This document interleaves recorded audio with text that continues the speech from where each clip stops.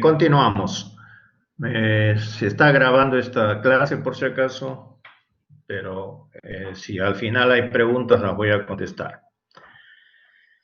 Ya sabemos ahora con esta nueva enfermedad del COVID o SARS-CoV-2 como debe llamarse, probablemente haga algunos cambios en nuestro CIE-10 y probablemente haya un CIE-11 para incluir todas estas enfermedades.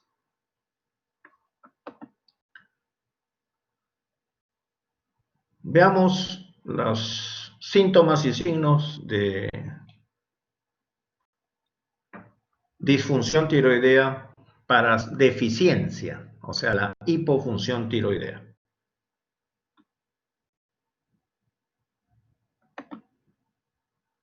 Recordemos cómo es un tiroides sano, en los cuales todo está en azul, no hay nada rojo como ven en este esquema. El TSH está dentro de lo normal y la T3 y T4 están retroalimentando a la hipófisis para regular la TSH.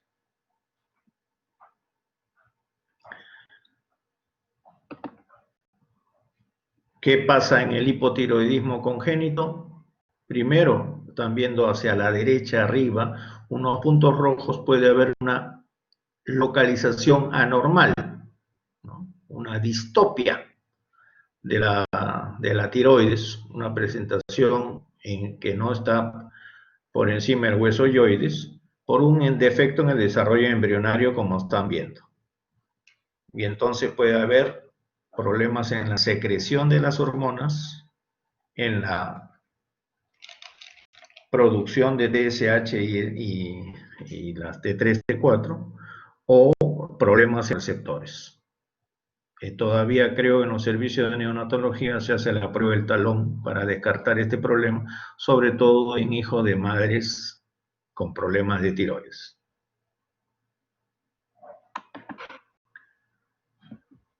El hipotiroidismo subclínico, como está descrito, tiene poca clínica, tiene escasos signos y síntomas y prácticamente hay que sospecharlo.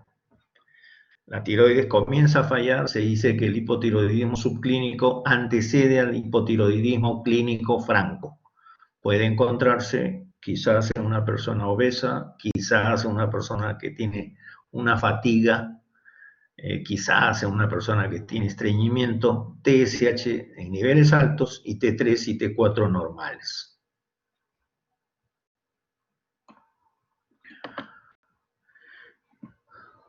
Veamos el hipotiroidismo franco, o sea, el clínico, el que podríamos decirle casi cualquier médico podría reconocerlo, ¿no? Hay TSH con niveles altos y T3 y T4 con niveles bajos.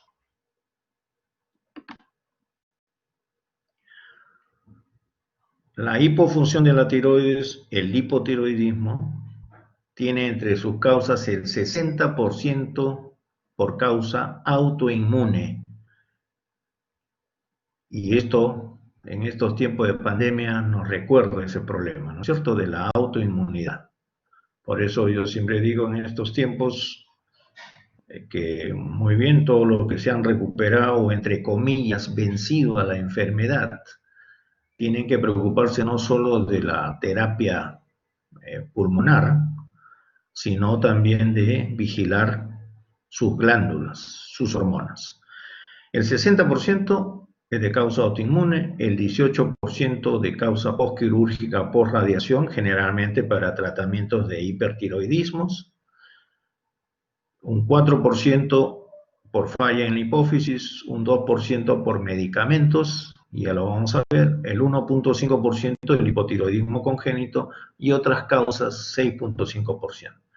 Lamentablemente en este caso del hipotiroidismo, ser mujer es un factor de riesgo. Sexo femenino, 3/4 partes de los casos de hipotiroidismo. Y acá están las posibles razones del predominio femenino: los estrógenos y los embarazos.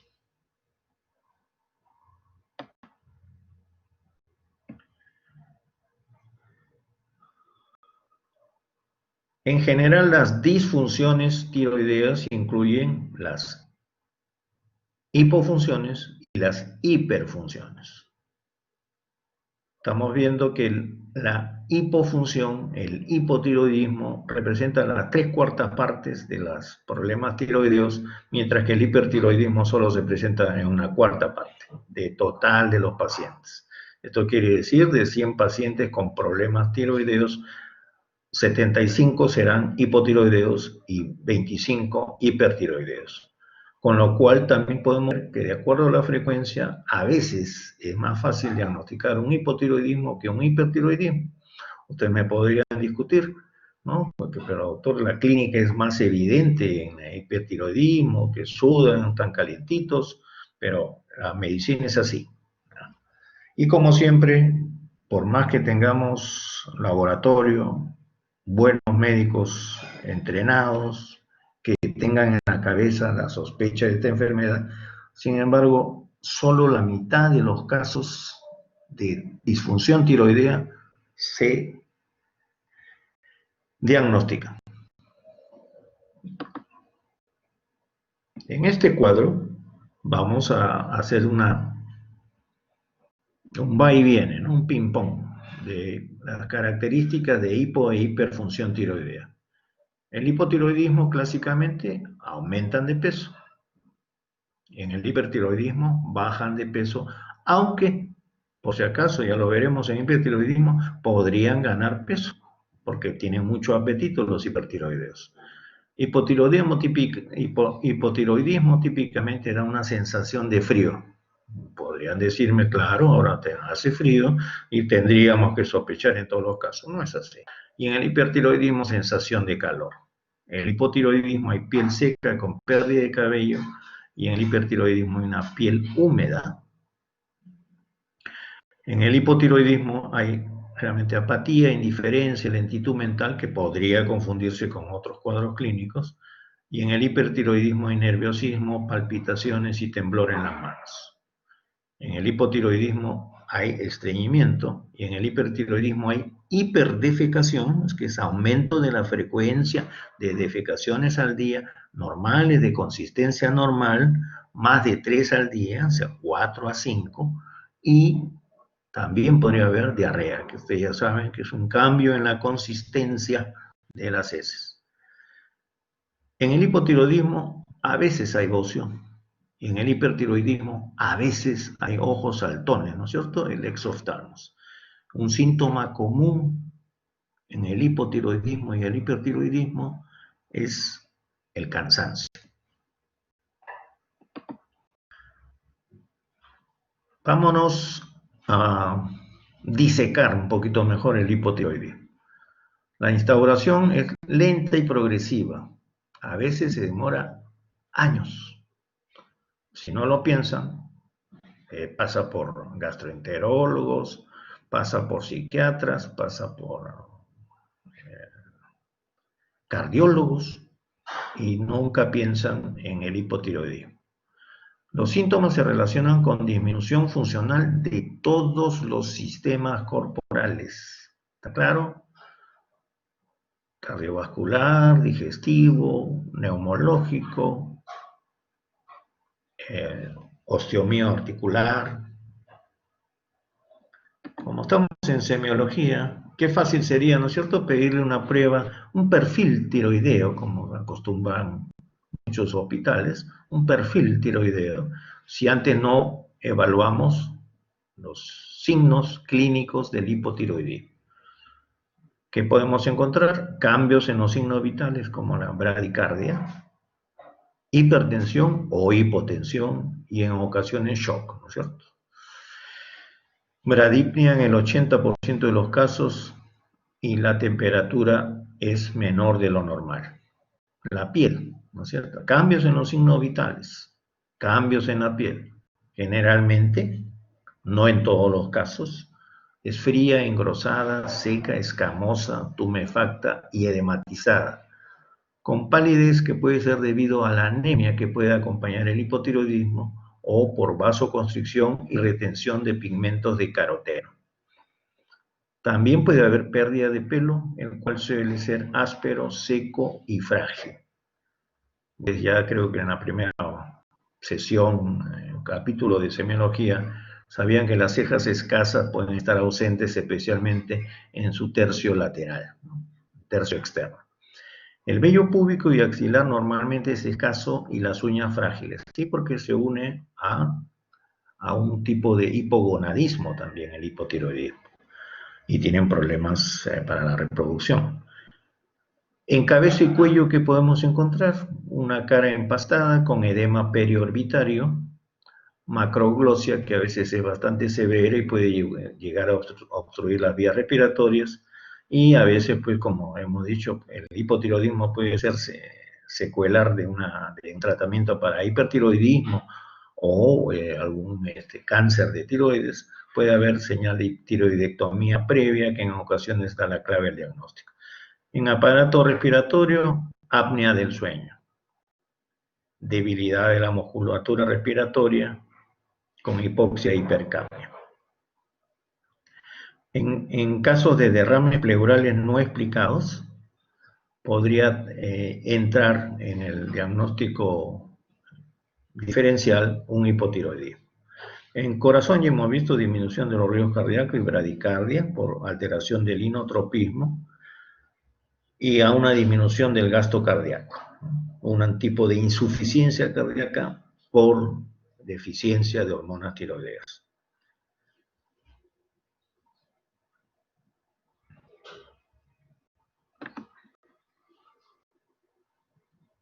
Típicamente en el hipotiroidismo tenemos dos epónimos, el doctor Gould y el doctor Hashimoto. El doctor Gould, británico, y el doctor Hashimoto, un súbdito japonés, ¿no? A mí me gusta recordar a todos aquellos maestros de la medicina, porque a veces nos olvidamos de ellos. Las causas más frecuentes, ¿no? Siempre se busca en medicina una causalidad. Se dice que encuentro la causa y encuentro el tratamiento. A veces no se encuentra la causa, solo nos dedicamos a tratar. La causa más frecuente de hipotiroidismo es la tiroiditis de Hashimoto, que da una destrucción progresiva de la tiroides, ya sabemos, por autoinmunidad, ¿no? 60% de los casos. Más frecuente en las mujeres, y el periodo postparto es propenso a la aparición de este problema.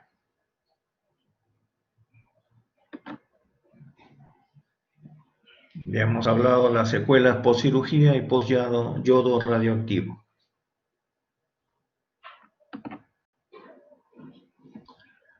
Otras causas menos frecuentes de hipotiroidismo son defectos enzimáticos, con frecuencia de carácter hereditario, familias hipotiroideas.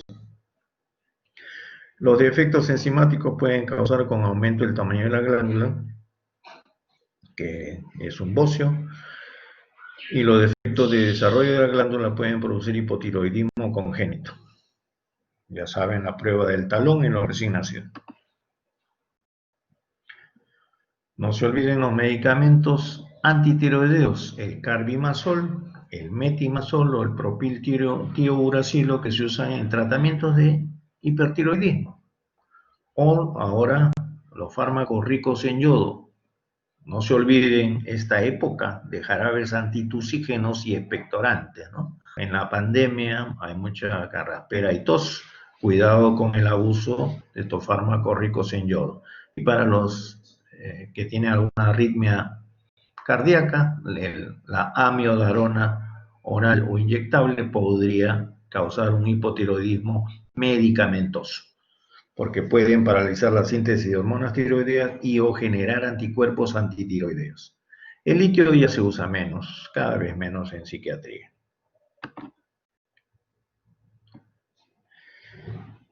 Muy raros ya son la disminución de la secreción de TSH por la hipófisis. Y en estos casos nunca aparece bocio.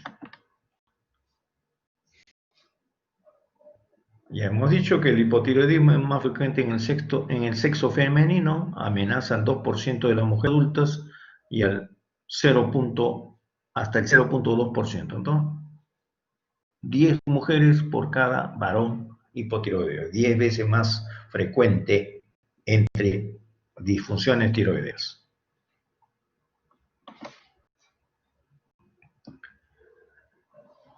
No se olviden esto, en todo recién nacido de madre hipertiroidea que haya recibido o no tratamiento, o sea que esté estable o controlada, debe descartarse hipotiroidismo congénito.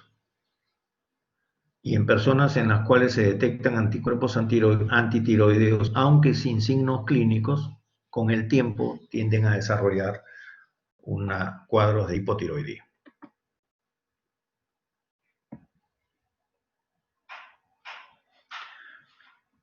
Los algoritmos nos ayudan pues, a predecir, ¿no?, qué es lo que puede venir cuando sospechamos en un hipotiroidismo. No se olvide, típicamente hipotiroidismo clínico franco o ya diagnosticado, la TSH está alta y el T4 libre ahí sí puede estar bajo o puede estar normal. Cuando TSH está alto y T4 está bajo, hay hipotiroidismo primario y deben ir a tratamiento.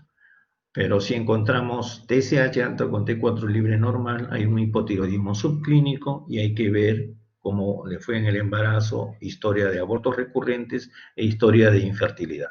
Si es que existe eso, hay que comenzar a tratar, ¿no? Si es que no, hay que hacer un seguimiento.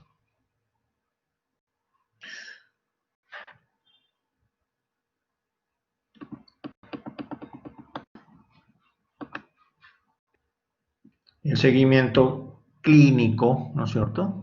Examen clínico, anamnesis y examen físico, cada 6 meses se le cita al paciente. Y para ver cómo va el tratamiento, cada 6 meses se le hace las pruebas de hormonas tiroideas. Ya saben, TSH y T4 libre sobre todo. No pidan TSH, T3, T4, T4 libre, T4 total, no. TSH y T4 libre.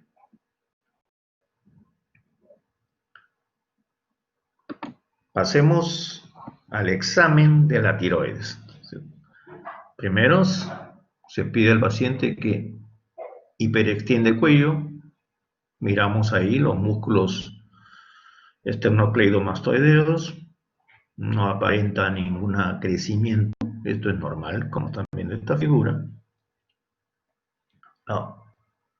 La inspección del cuello, ¿no es cierto? Pasamos a la palpación con ese dedo índice, tratando de ubicar si hay nódulos o si está crecida, ¿no? Una maniobra con un solo dedo, como están viendo. Luego, con 2 dedos, tratando de pellizcar, ahí. Sigan la figurita. Y luego, maniobra a 2 manos, Está utilizando el pulgar.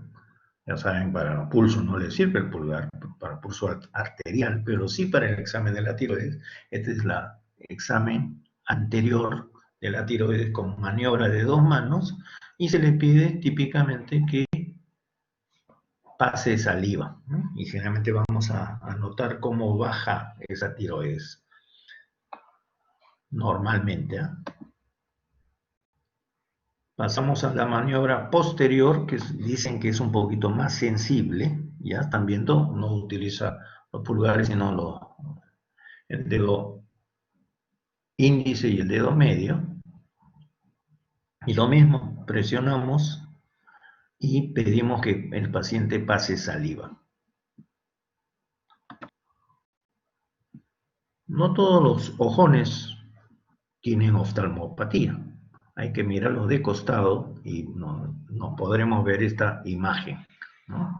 Esta es una oftalmopatía de Graves, que como están viendo está en fase no activa. Quiere decir que no hay descontrol de las hormonas, TSH, T4 libre, pero ha producido esta oftalmopatía de Graves que quiere decirnos, pues, ¿no?, que hará un cuadro franco de hipertiroidismo después de esto, o ya ha tenido y ha dejado como secuela esta oftalmopatía.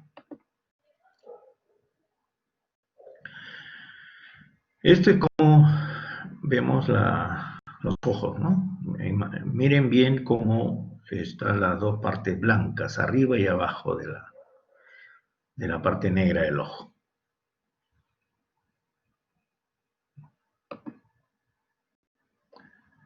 En este caso están viendo cómo el ojo izquierdo no está más protruido que el derecho y tiene dificultad para cerrar bien los ojos. Otra característica de la oftalmopatía de Graves, dificultad para cerrar bien los ojos.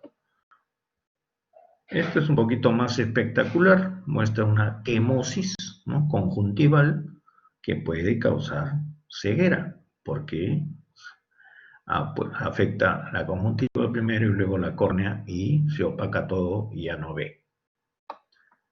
Ese es en el hipertiroidismo. Esta paciente probablemente nos recuerde también un síndrome de Down, trisomía 21, pero es una señora con, ¿no?, macroglosia, su piel gruesa, áspera. Típicamente es un bocio nodular gigante que probablemente produzca un cuadro de hipertiroidismo. Está intubado, no por COVID, sino porque causa un cuadro grave que se llama lisis tirotóxica. En este caso, si este es un bocio visible en hiperextensión, ¿no?, más o menos uniforme el crecimiento. Este es otro bocio más unilateral y probablemente esté un poquito sumergido. Puede tener problemas en la voz, como ronquera, y en la deglución. Puede ser un bocio hipertiroidea o un bocio hipotiroideo. Veamos ahora las hiperfunciones, la disfunción tiroidea por exceso.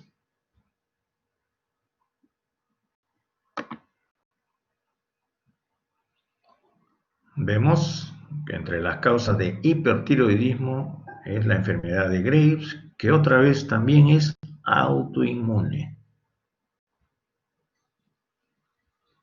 Raramente existen nódulos, generalmente benignos, que aumentan su actividad fuera de control.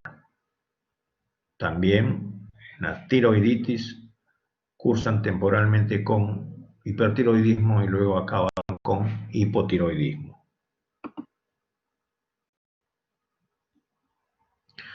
Los síntomas más comunes del hipertiroidismo no complicado son nerviosismo, fatiga, palpitaciones, intolerancia al calor y pérdida de peso, que se encuentra en más de la mitad de los pacientes. Qué fácil, ¿no? Qué fácil, más de la mitad, ya listo. Pero todavía hay que mirar otros signos. Estos son los síntomas con que viene el paciente, ¿no? Luego hay que buscarle los signos. Síntomas menos comunes con que puede venir el paciente a la emergencia o al consultorio son la disnea, el prurito, la dispepsia, los vómitos y la diarrea. Raro es la cialorrea, pero no es que no exista. Sed, poliuria o oligoamenorrea. En algunos pacientes hipertiroideos pueden debutar como crisis de vómito, que se ha dado en llamar la forma emética del hipertiroidismo. Y cuidado si es mujer, ¿no es cierto? Podrían pensar, está embarazada. También la diarrea podría ser el único signo de un hipertiroidismo y se ha denominado la forma enterotropa de la enfermedad de Graves. Hay una neurosis de ansiedad que se llama el síndrome neurocirculatorio de la B.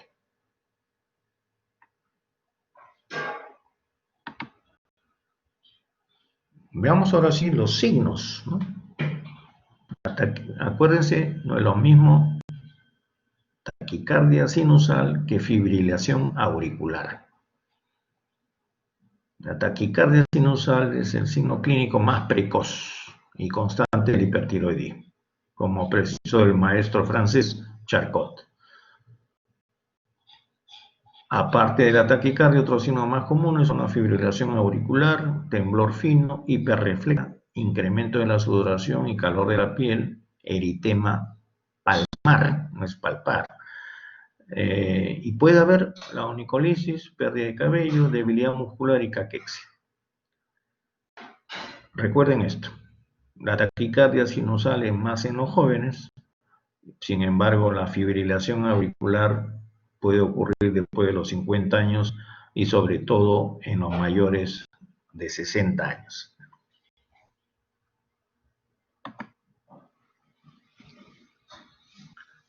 Otros signos que podemos ver es la canicie precoz, el signo de Sainton, y las uñas en cuchara o coilonychia, que ya probablemente lo vieron en las deficiencias de fierro, pueden ocurrir en el 5% de los pacientes hipertiroideos y se les denomina uñas de Plummer.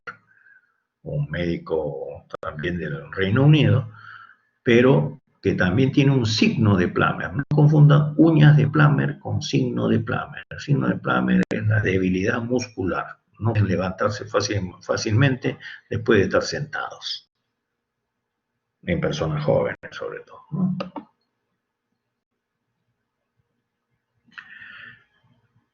El hipertiroidismo se ha asociado con Corea, ya saben, ¿no?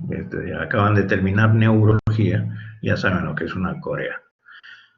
Dentro de las manifestaciones de la enfermedad de Graves, ¿no?, que causa un hipertiroidismo, se encuentran el bocio difuso, la oftalmopatía, la dermopatía, problema en la piel, la hiperplasia linfoide y la acropaquia tiroidea, como cualquier enfermedad crónica. Aproximadamente el 90% de los pacientes menores de 50 años tienen bocio difuso firme de tamaño variable, presentándolo el 70% de los mayores de esta edad, ¿no? Hay también un cuadro de hipertiroidismo que parece que se cura y parece que se reactiva. Ese es el llamado extraño síndrome de Levy. La oftalmopatía clínica ocurre en alrededor del 50% de los pacientes. 3/4 de ellos de estas veces aparece dentro del año, antes y después del hipertiroidismo, ¿no? O sea, un año antes puede haber oftalmopatía de Graves sin cuadro de hipertiroidismo, o después de un cuadro franco de hipertiroidismo puede aparecer la oftalmopatía de Graves. Los hombres mayores tienen un alto riesgo de oftalmopatía severa, que ya lo dije, no puede llevarlos a la ceguera. El 90% de los pacientes con oftalmopatía tienen hipertiroidismo. Sin embargo, hay un 10% que puede ser hipotiroideo y eutiroideo aún con oftalmopatía de Graves.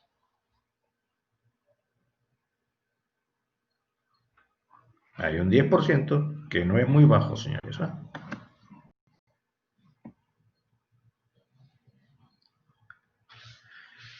Veamos un poquito más de los signos de la oftalmopatía de Graves. El ojo a veces sale tanto de la órbita que llega a subluxarse. El ectanos ocurre en el 25% de los casos y diplopia en el 10% de los casos.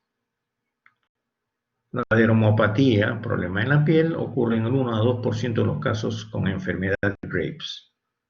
Casi siempre junto a una oftalmopatía severa y se localiza en el nivel pretibial.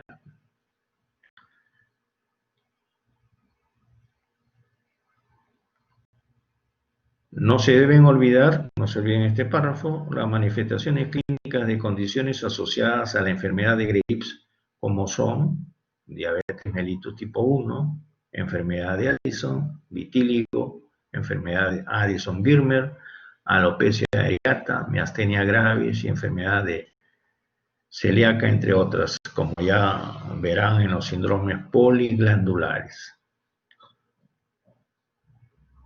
El síndrome de Thomas-Diamond tiene exoftalmia, mixedema pretibial, la dermopatía que hemos visto en la enfermedad de Graves, y una osteoartropatía hipertrófica, es un tipo de acropaquia.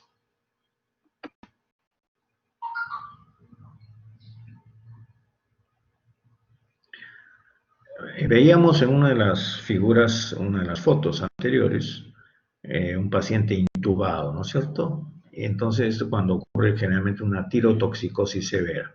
Hay tres formas de presentación: la clásica, la cardiovascular y la apática. En la clásica, al hipertiroidismo no complicado se le agrega fiebre. Y en la crisis tirotóxica hay severa hiperpirexia superando los 42 grados. La marcada taquicardia ocurre en todos los casos en forma desproporcionada a la hipertermia. La taquicardia sinusal, como dijimos, más frecuente en menores de 50 años, está por encima de los 140 a 150 latidos por minuto y esto puede producir una arritmia. Todo se exagera, ¿no? Náusea, vómitos, diarrea, con desnutrición, deshidratación, dolor abdominal que puede sugerir un abdomen agudo con hepatomegalia y puede observarse marcada disfunción hepatocelular con ictericia en el caso de la crisis tirotóxica.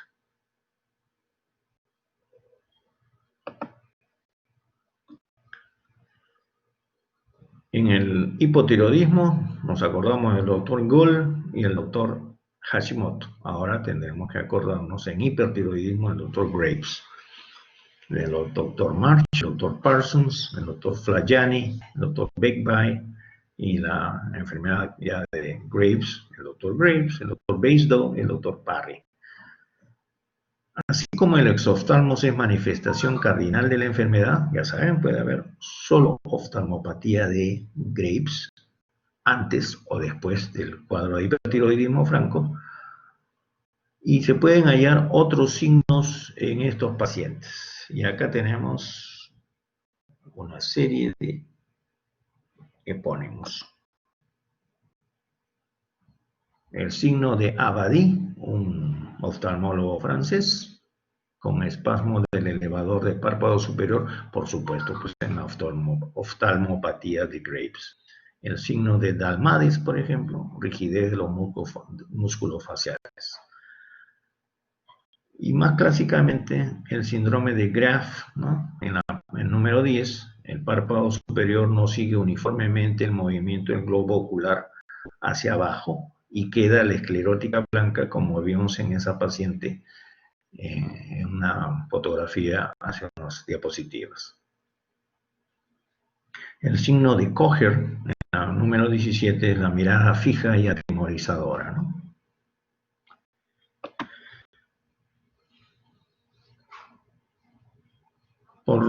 Generalmente por el signo de Stanton, el número 30, contracción del músculo frontal cuando el paciente mira hacia arriba y no se olviden las canicies, ¿no? El síndrome de Stellbach o Stellbach en el 32, disminución de la frecuencia del parpadeo con los ojos bien abiertos y que parece aterrorizado, como se dice. Para terminar, una comparación de que más o menos el hiper y el hipotiroidismo tienen signos opuestos, ¿no? En el laboratorio, el hipertiroidismo, altos niveles de T3 y T4, mientras que en el hipotiroidismo, en laboratorio, bajos niveles de T3 y T4. En el hipertiroidismo, metabolismo aumentado; en el hipotiroidismo, metabolismo disminuido. En el hipotiroidismo, típicamente pérdida de peso, pero acuérdense que puede haber aumento de peso porque comen mucho. Y en el hipotiroidismo sí, típicamente hay aumento de peso, no hay baja de peso. En el hipertiroidismo, la sensación de calor; contra el hipotiroidismo, sensación de frío. En el hipertiroidismo, piel húmeda, sudorosa; y en el hipotiroidismo, piel seca con pérdida de cabello. En el hipertiroidismo, que está toda la columna en rojo, nerviosismo, palpitaciones y temblores. Y en el hipotiroidismo, apatía, indiferencia, lentitud mental, que podría hacernos confundir con un síndrome depresivo. Las deposiciones son frecuentes en la hiperdefecación con y sin diarrea, ¿no? Y en el hipotiroidismo, estreñimiento. Ya saben, el hipertiroidismo a veces, ¿no?, puede haber, junto con la signología de hipertiroidismo, ojos saltones. No no siempre. Y en la hipotiroidismo los párpados están hinchados. En el hipertiroidismo a veces hay bocio y también lo mismo en el hipotiroidismo a veces hay bocio. En el hipotiroidismo sobre todo el bocio por deficiencia de yodo. En el hipertiroidismo y en el hipotiroidismo hay cansancio. ¿Ya? Puede haber en ambos, estamos viendo, cansancio y bocio como signos, síntomas y signos clínicos.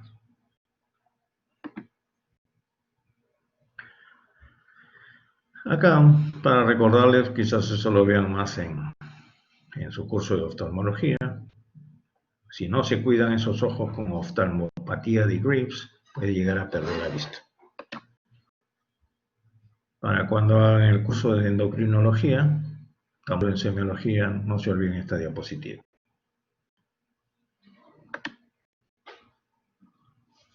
Terminamos la presentación de tiroides. Descansamos 5 minutos, por favor, y continuamos con paratiroides.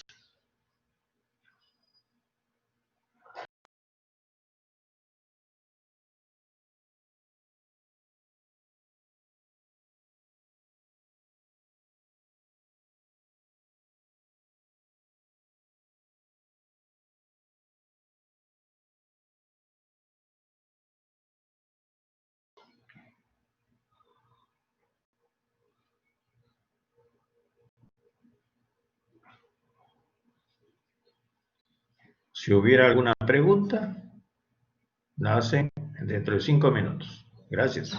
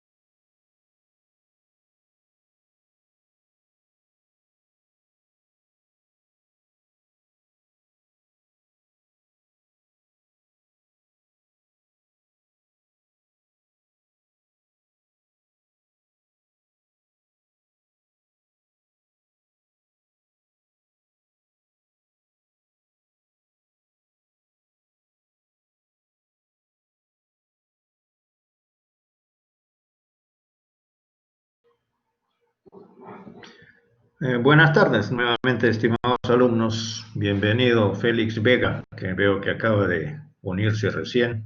Felizmente la clase ha sido grabada y puede recuperarla después. Veamos ahora la glándula paratiroides. Para quiere decir junto a, ¿no es cierto?, a la tiroides. Son como 4 granitos del tamaño de una lentejita bebé, ¿no? Lo que de repente han almorzado hoy día.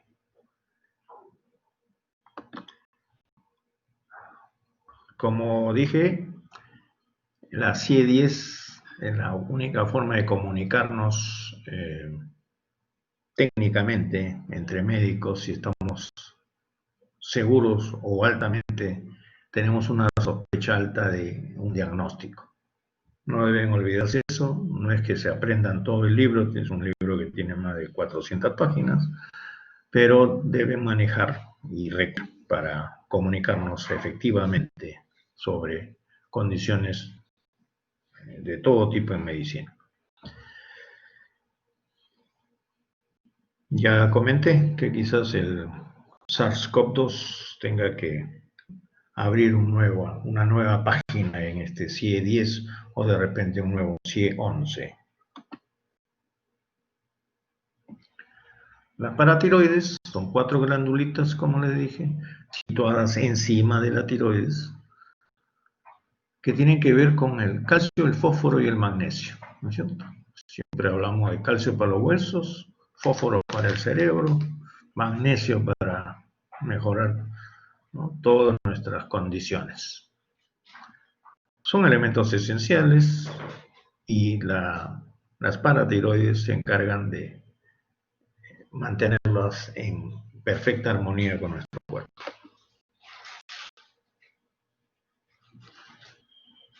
Veamos ahora el calcio y fósforo. Depende la homeostasis, ¿no?, el equilibrio vital de calcio y fósforo depende de 3 hormonas, llamadas hormonas calciotropas. La hormona paratiroidea, que se produce en la paratiroides, el calcitriol y la calcitonina, que actúan sobre todo en 3 lugares: intestino, hueso y riñón. Pensemos ahorita, racionalicemos un poco. Pueden estar bien las hormonas calciotropas, bien, digamos, en niveles adecuados, pero si hay problema en el intestino, si hay problema en el hueso y si hay problema en el riñón, pues no va a haber la adecuada homeostasis del calcio y fósforo en este caso.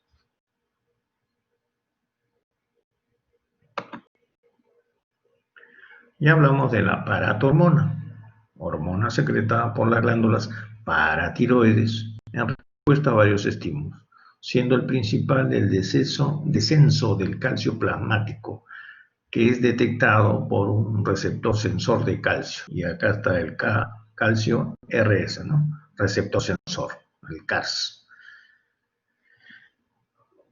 La paratormona secretada aumenta la calcemia mediante 3 mecanismos: aumento de la reabsorción ósea, aumento de la absorción intestinal de calcio y aumento de la resorción tubular del calcio en los túbulos distales y colectores. Otra vez, hueso, intestino y riñón.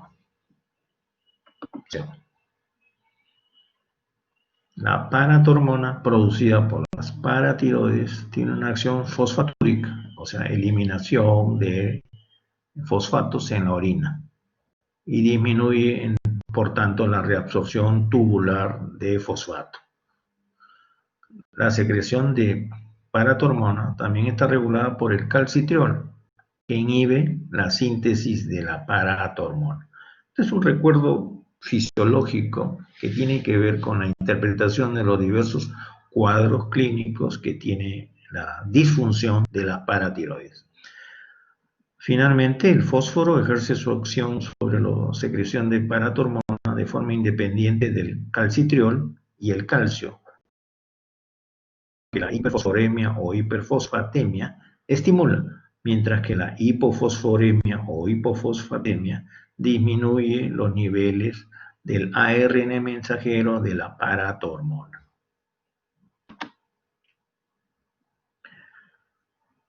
El calcitriol, que es la 1,25-dihidroxivitamina D, ejerce su acción uniéndose al receptor de la vitamina D. B por vitamina, D por D y R por receptor. Entonces, el receptor de la vitamina D se encuentra en muchos tejidos. Los implicados en homeostasis del metabolismo fosfocálcico son otra vez, intestino, riñón y hueso. En el intestino, el calcitriol aumenta la absorción de calcio y fósforo. En el riñón, hasta luego, señor Bellido. El riñón aumenta la absorción tubular de calcio y fósforo y el hueso aumenta la resorción ósea. En la paratiroides disminuye la síntesis PTH. Bienvenida, señorita Woman. Finalmente, la calcitonina es una hormona sintetizada por la tiroides. Las células C de la tiroides inhiben la reabsorción osteoclástica y como consecuencia de ello disminuyen el calcio sérico. Se han descrito nuevos factores que regulan el metabolismo del fósforo. Bienvenida, señorita Altamirano. Que regulan el metabolismo del fósforo y del calcio. Entre ellos el factor de crecimiento de fibroblastos. Y este es un recuerdo fisiológico, obviamente. No se preocupen, no es semiología acá todavía. Esto sí, ¿no? Para saber cómo está el calcio plasmático, recordar que el calcio plasmático normal es de 8,9 a 10,3 miligramos por decilitro. El 40% está unido a las proteínas. Cuidado, ¿no es cierto? Principalmente la albúmina. Entonces hay que corregir, pues, ¿no? Porque hay pacientes que pueden tener la albúmina baja por otros problemas y por eso hay una serie de correcciones, como están viendo ahí. Otros prefieren, dicen algunos clínicos, yo prefiero dosar el calcio iónico, pero hay que tener en cuenta que el pH lo modifica.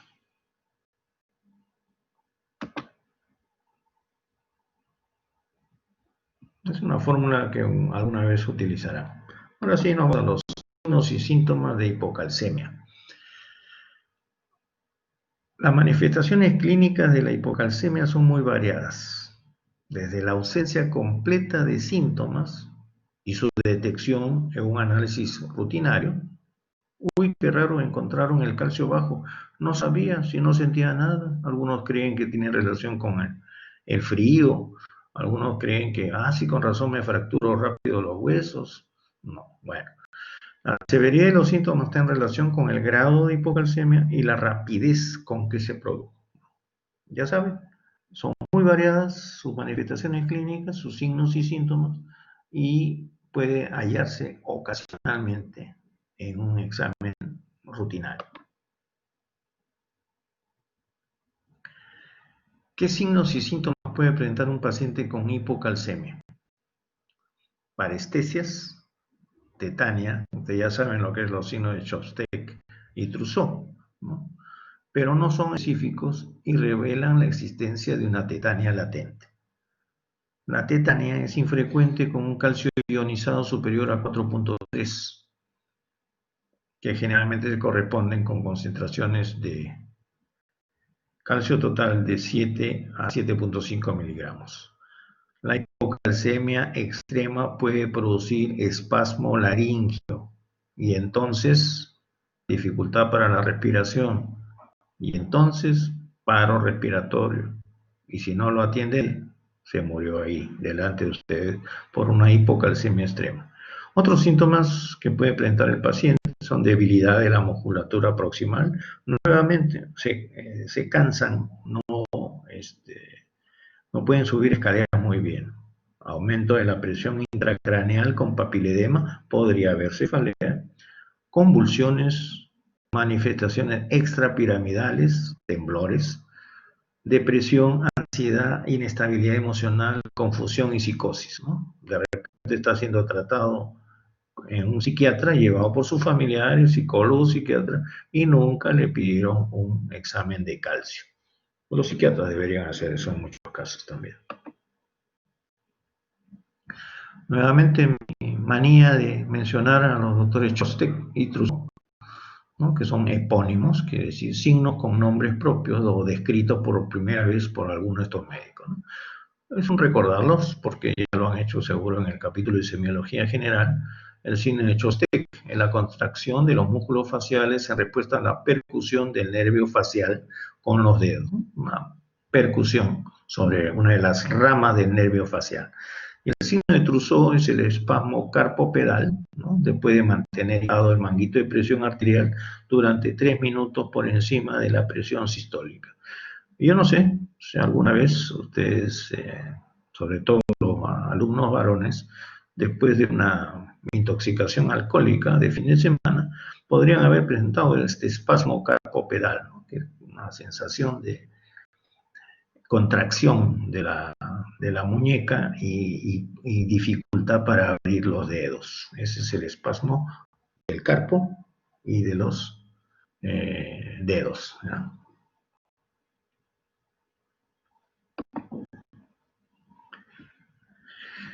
Otros signos y síntomas en el área cardiovascular puede afectar la contracción del músculo cardíaco y producir insuficiencia cardíaca congestiva.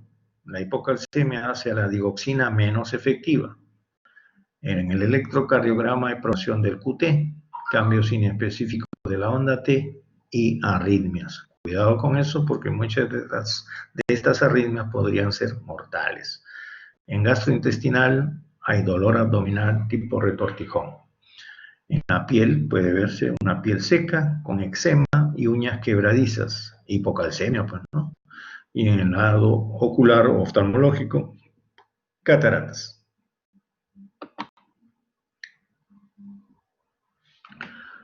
Hipocalcemia, paratormona disminuida, ¿no es cierto? Puede ser causado por un hipoparatiroidismo quirúrgico. En las cirugías de tiroides normalmente también le sacan por error o por rapidez las paredes. Entonces lo tratan luego por su hipotiroidismo y se olvidan del calcio.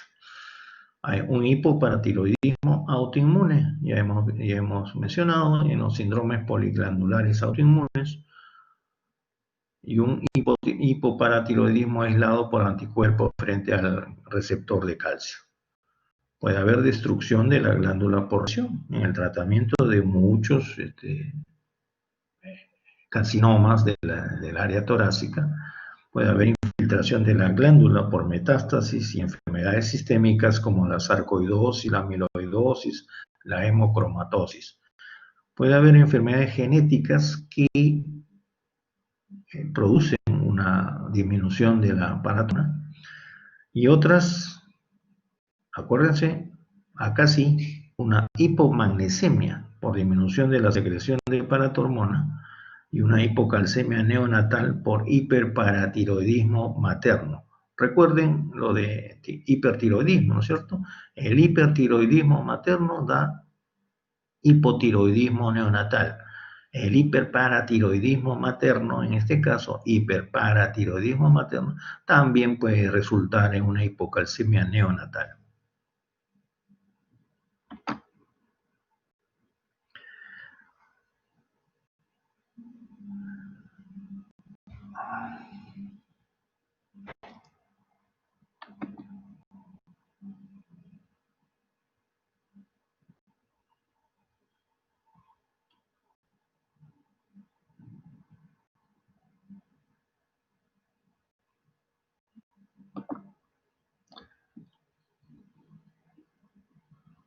Hay fármacos que pueden producir hipocalcemia, por supuesto, los ligantes del calcio, los bifosfonatos, ¿no es cierto?, inhibidores de la resorción ósea, entre los cuales tenemos ¿no?, los bifosfonatos que se usan en el tratamiento de todas estas secuelas en los ancianos, la osteoporosis, el cisplatino, que se usa en tratamientos de cáncer, la fenitoína, anticonvulsivante, la furosemida, ¿no?, que a veces se abusa este diurético, los glucorticoides, que ahorita muchos se automedican.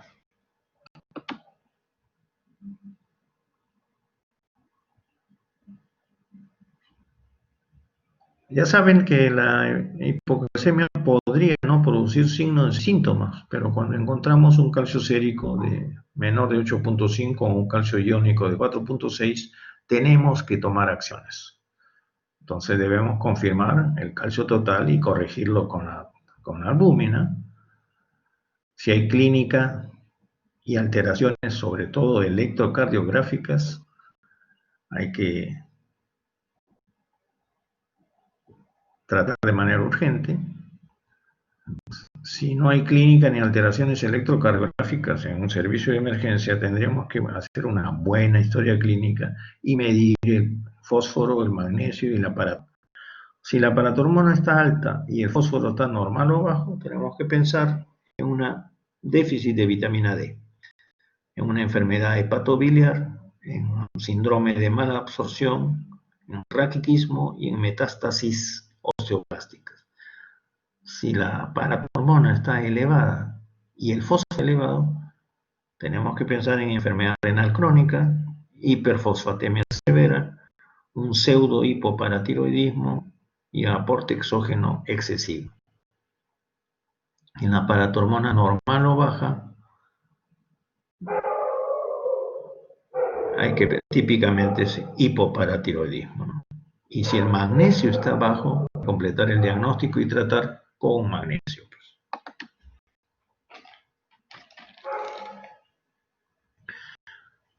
Ya vimos la hipocalcemia, ahora veamos la hipercalcemia. La hipercalcemia puede dar un poco más de síntomas, signos y síntomas. En el sistema nervioso central, ansiedad, depresión, alteración del comportamiento y de la memoria. Puede dar alteraciones más severas como la disartria, la fusión, convulsiones, letargia e incluso coma, compromiso neurológico central severo. En el sistema nervioso periférico, debilidad muscular y disminución de los reflejos osteotendinosos. Otros signos y síntomas de hipercalcemia en el área gastrointestinal, estreñimiento, náuseas y vómitos por disminución de la motilidad intestinal, pancreatitis en caso de hipercalcemias agudas por depósito de fenoconducto pancreático. Si en la hipocalcemia había ensanchamiento del intervalo QT, acá hay un acortamiento del intervalo QT con arritmias en ambos casos. Ahí puede también la hipercalcemia expresarse con hipertensión arterial porque aumenta la musculatura lisa del vaso. Si la hipercalcemia es crónica, se pueden producir calcificaciones angulares cardíacas, al igual que en el pulmón y las arterias. En el sistema renal puede haber poliuria, aumento de la pérdida renal de sodio y agua.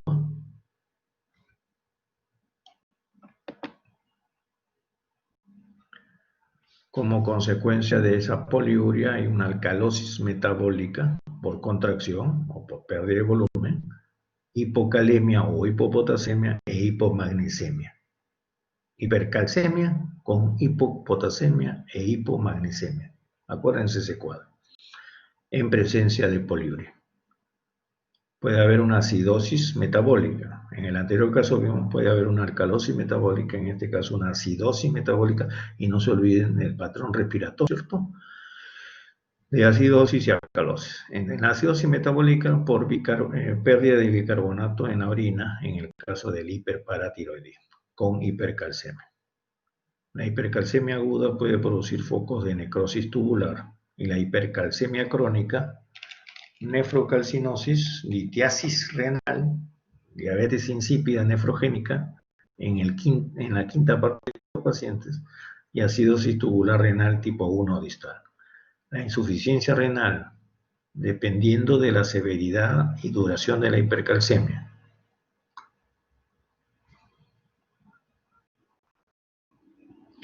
No se olviden que puede haber insuficiencia renal crónica o enfermedad renal crónica por nefrocalcinosis en el caso de la sarcoidosis, por ejemplo.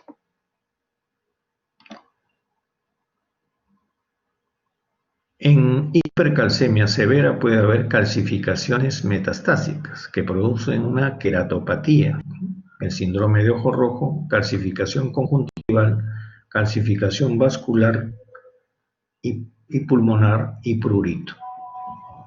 En la PTH paratormona elevada puede haber osteitis fibrosa con anemia y también se observan artralgias y condrocalcinosis. Etiologías de la hipercalcemia, ¿no? Mediada por la PTH.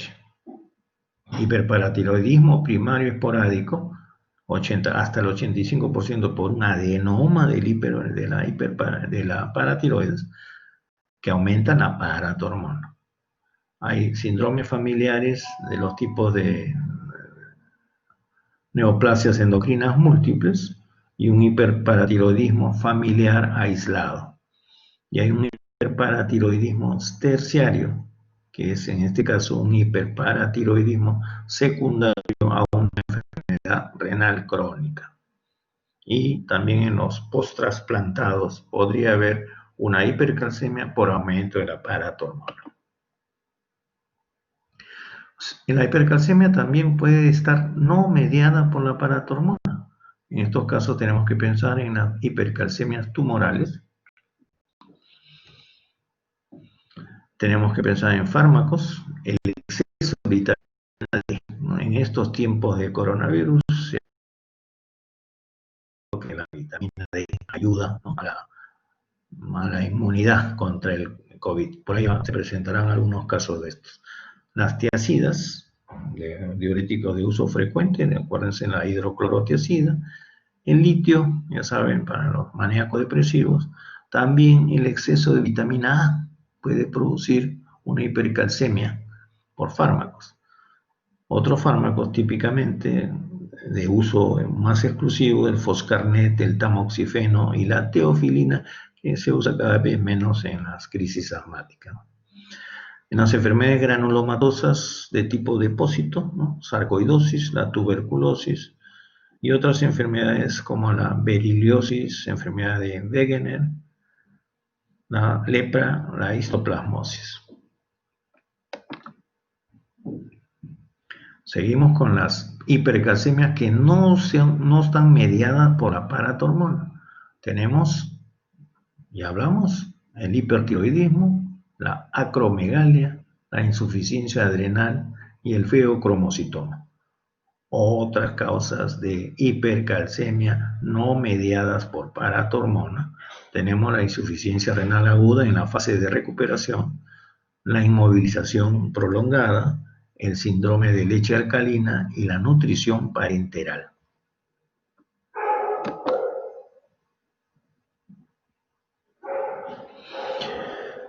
Ya saben que a veces, aunque el hipercalcemia da más signos y síntomas que la hipocalcemia, en general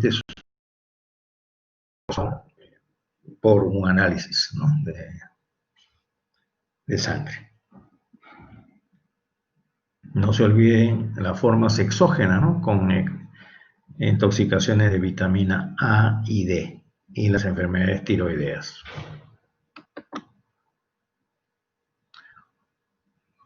Terminamos con el calcio, seguimos con el fósforo. ¿Cuál es la clínica de la hipofosfatemia o hipofosforemia? En el sistema nervioso central puede haber irritabilidad, debilidad, disartria, parálisis ascendente. Cuidado con estos cuadros que pueden simular otros, ¿no? Puede haber diplopia, puede haber, estamos viendo los efectos hematológicos, anemia hemolítica, mayor susceptibilidad a las infecciones, trombocitopenias, hemorragia.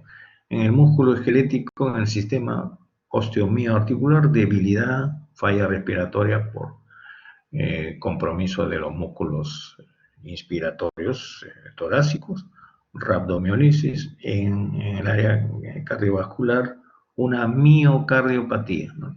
También el COVID, ya saben, produce una miocardiopatía y insuficiencia cardíaca. En el óseo, por supuesto, ¿no?, baja el fósforo y puede haber osteomalacia y raquitismo.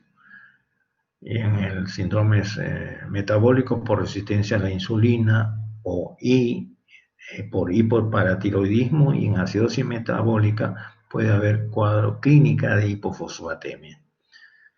Por supuesto, en los renales hay disminución de filtrado, hiperfosfaturia con el consiguiente hipofosfatemia.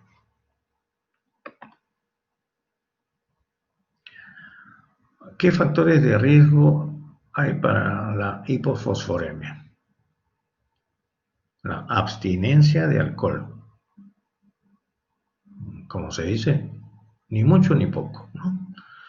Hay la realimentación de pacientes desnutridos, la anorexia nerviosa u otros trastornos alimentarios son factores de riesgo de hipofosfatemia o hipofosforemia.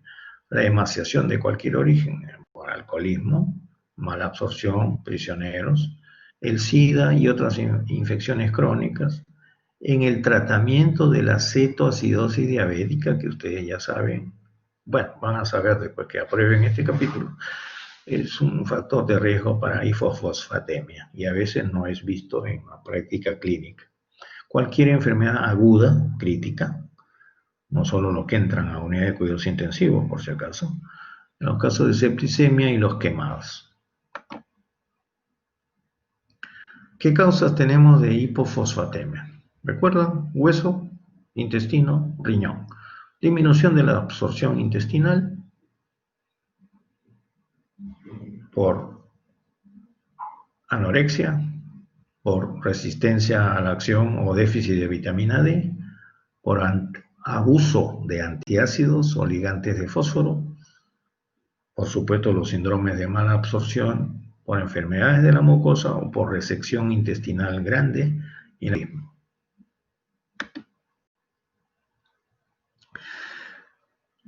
Otras causas de hipofosfatemia: aumento de las pérdidas urinarias en el hiperparatiroidismo primario o secundario, en el déficit de vitamina D, en las enfermedades tubulares renales, la osteomalacia oncogénica de causa tumoral, la cetoacidosis diabética, ya la mencionamos, la acidosis metabólica y respiratoria por súbito expansión de volumen y acá el abuso de ciertos fármacos o mala prescripción de fármacos tales como la calcitonina, los diuréticos, los esteroides, bicarbonato, quimioterápicos, antirretrovirales, aminoglicósidos, ¿no es cierto? Estas ampollas que abusan a veces para la infección urinaria, los anticonvulsivantes, fenitoína entre ellos, el hierro parenteral para el tratamiento de anemias por deficiencia de hierro, pero puede ser causa de pérdida urinaria de fósforo y el trasplante renal. Otra causa de hipofosfatemia es paso al espacio intracelular. En caso de alcalosis respiratoria aguda, crisis blástica leucémica, en la fase de recuperación de la acidosis metabólica, en recuperación de la fase de recuperación de hipotermia, en los síndromes de realimentación, cuidado, una persona que ha estado sometida a una hambruna no se le puede dar la mayor cantidad de comida que pueda comer, hay que hacerlo poco a poco. En los síndromes de hiperventilación por sepsis, intoxicación por salicilatos, alcoholismo, crisis de pánico, encefalopatías hepáticas, por el exceso de azúcares, por el tratamiento con insulina, en el síndrome del hueso hambriento tras la paratiroidectomía y en la liberación de catecolaminas. Hemos mencionado las situaciones en las cuales hay que pensar que podría haber una hipofosfatemia, ¿no? No se olvide, mala absorción en la parte baja del cuadro, hacia la izquierda, mala absorción, vómitos, esteatorrea, uso de quelantes de fósforo y déficit de vitamina D.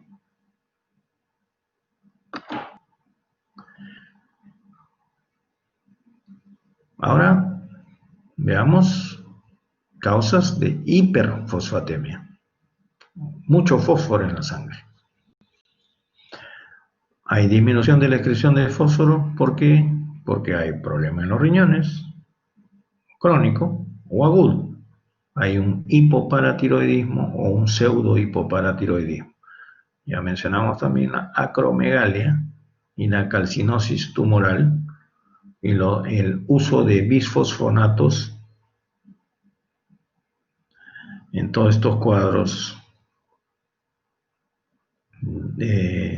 que se está popularizando para el tratamiento de la pérdida de calcio en los ancianos, ¿no? La administración exógena de fósforo, ¿no?, bajo la ingesta de medicamentos con abundante fósforo y enemas, y la administración intravenosa, ¿no?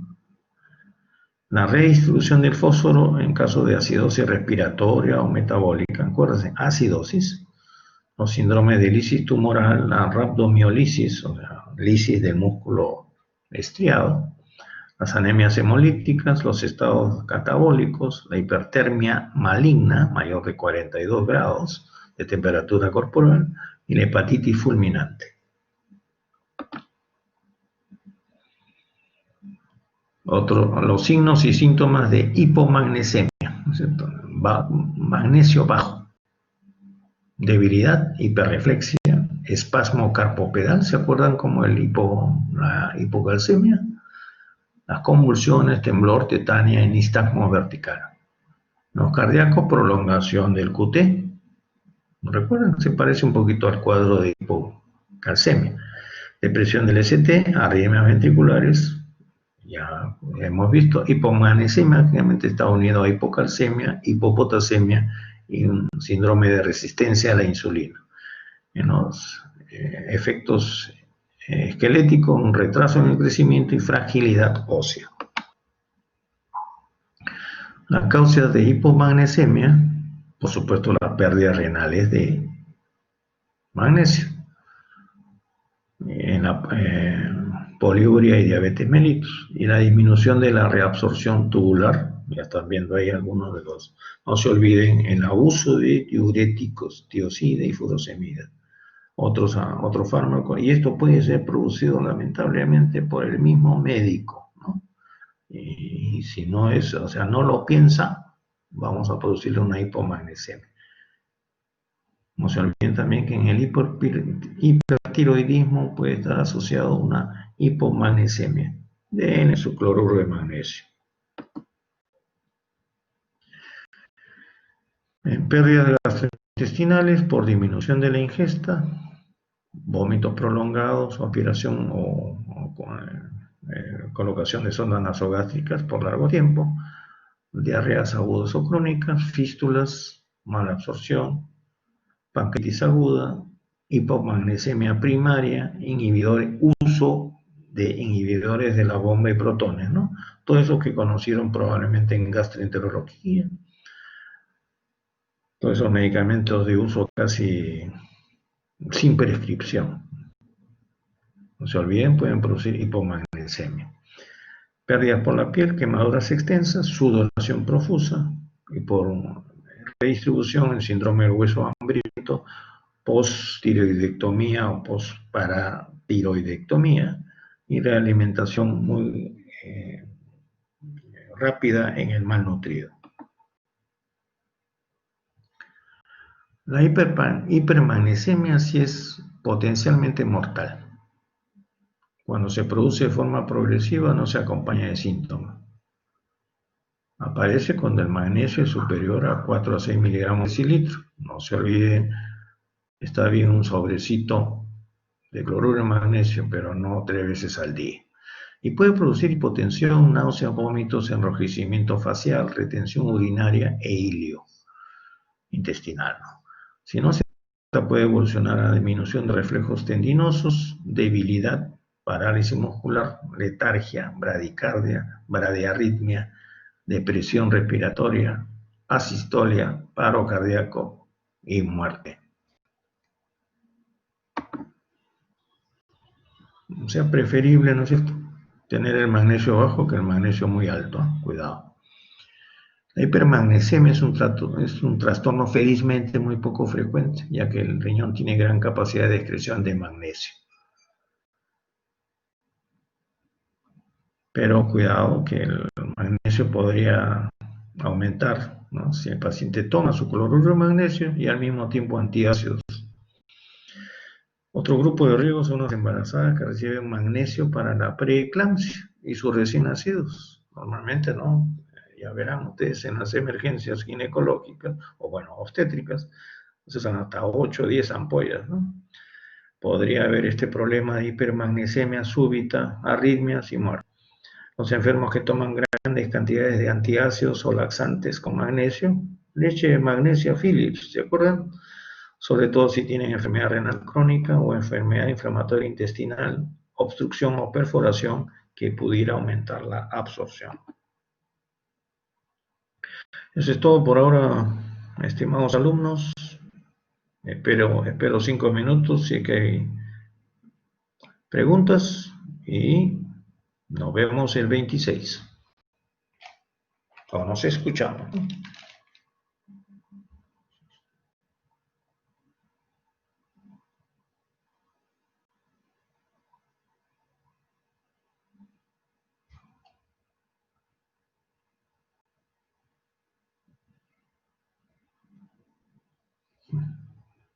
De nada, señorita Tawa. Hasta luego, señorita Guerrero.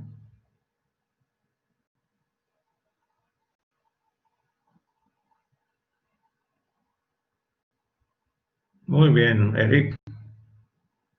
Liz, Chávez, Bellido.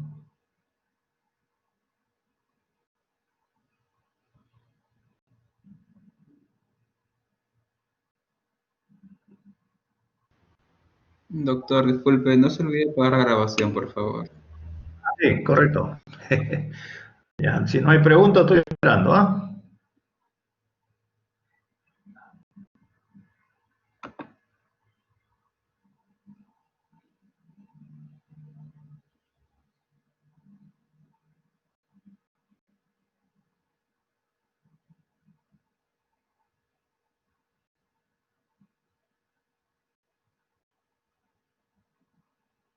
Muy bien, espero que hayan salido bien en su examen hoy día. Las preguntas que haré más bien serán casos clínicos para que puedan racionalizar todo lo que se ha dicho. Gracias por los mensajes. Paramos de grabar. Buenas tardes y buen provecho si todavía no han almorzado.